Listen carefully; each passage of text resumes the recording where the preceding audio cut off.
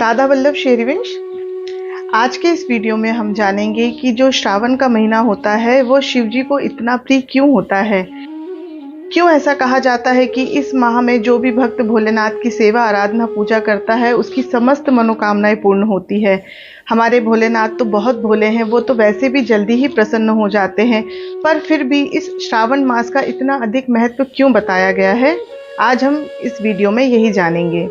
देखिए, जो श्रावण का मास होता है वो भोलेनाथ को इसलिए अति प्रिय है कि जब समुद्र मंथन किया गया था देवताओं और असुरों के द्वारा, और उस समय जो विष उस समुद्र मंथन से प्रकट हुआ था, तब उस विष को स्वीकार करने के लिए कोई भी तैयार नहीं था।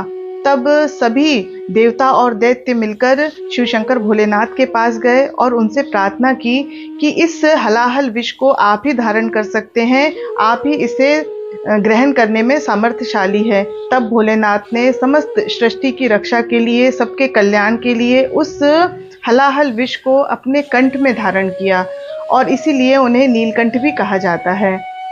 जब उन्होंने उस विष को ग्रहण किया तो उस विष को पीने के कारण उनके शरीर का जो ताप है वह अत्यधिक बढ़ गया, और जिसे शांत करने के लिए समस्त देवताओं ने भोलेनाथ के ऊपर जल से अभिषेक किया।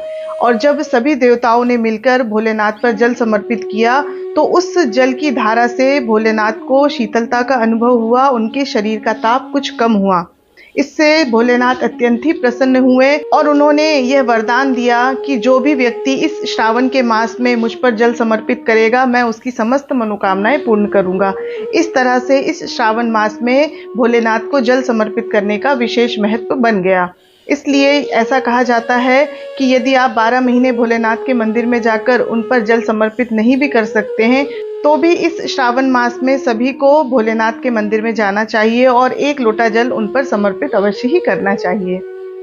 और दूसरा जो कारण है जिसके कारण यह श्रावण मास हमारे भोलेनाथ को अति प्रिय है, वो है माता पार्वती से संबंधित।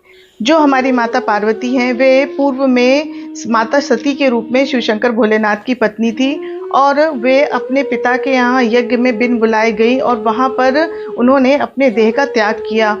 इस तरह से उन्होंने अपने शरीर का त्याग किया, पर उनके हृदय में यह भाव था कि वह हर जन्म में भोलेनाथ को ही अपने पति रूप में वरण करना चाहती है।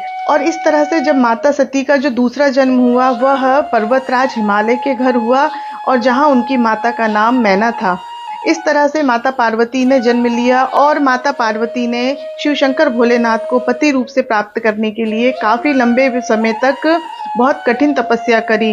तब भोलेनाथ अत्यंत ही प्रसन्न हुए, और इसी श्रावण मास में शिव शंकर भोलेनाथ ने माता पार्वती जी को दर्शन दिए और उन्हें अपने पत्नी रूप में स्वीकार करने का उन्हें वचन दिया।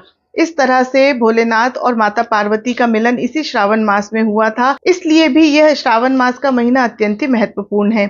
इसी श्रावण मास के महीने में शिव शंकर भोलेनाथ अपने ससुराल गए थे और वहां उनका बड़े ही धूमधाम से स्वागत किया गया था। ऐसा कहा जाता है कि आज भी शिव शंकर भोलेनाथ माता पार्वती सहित इस श्रावण मास में पृथ्वी पर विचरण करते हैं।